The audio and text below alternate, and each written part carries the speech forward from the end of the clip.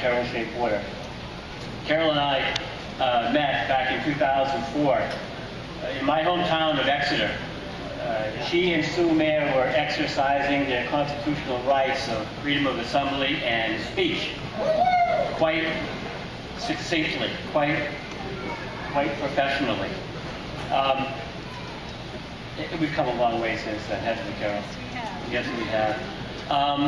You know, Carol stood by us at the shipyard and throughout the state. She was supporting us. She stood with us when the Bush era tried to implement a personnel policy change, NSPS, that would have stripped 750,000 federal employees of workplace rights and federal labor unions of labor rights, including collective bargaining.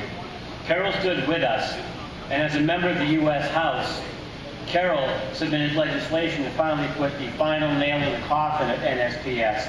And for that, Carol, we thank you.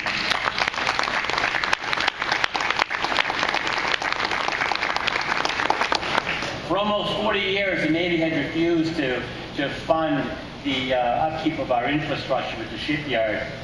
Well, it was Carol on the floor of the House Armed Services Committee who punched the Navy in the nose in a very public way and said, that shipyard needs money, they're going to get money, and Carol got money for our shipyard.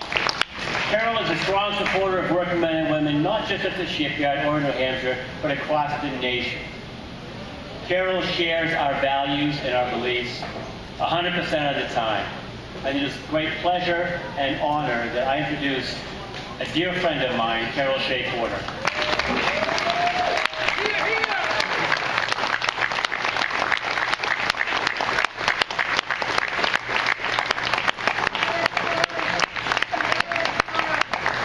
Thank you. And I just said to Paul, I need to put you in a TV ad. Looking, and hopefully we'll be able to do that. First, let me say Happy Labor Day. And I can remember growing up in a Republican conservative family, and Labor Day was a very big deal. My parents imprinted on all of us, this was the day that we thanked working men and women.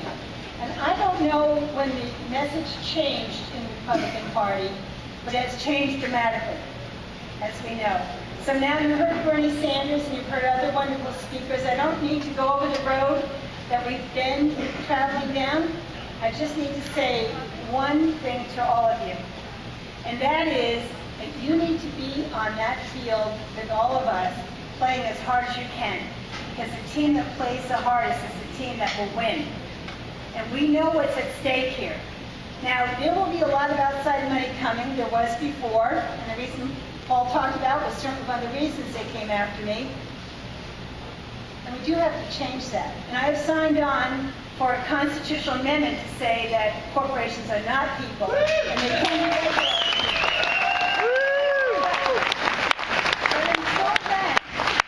Until that moment, we can't let them defeat us.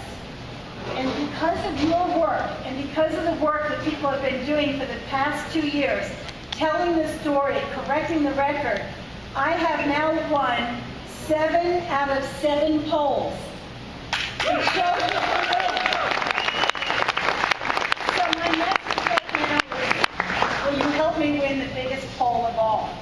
The one that we will go and take in November.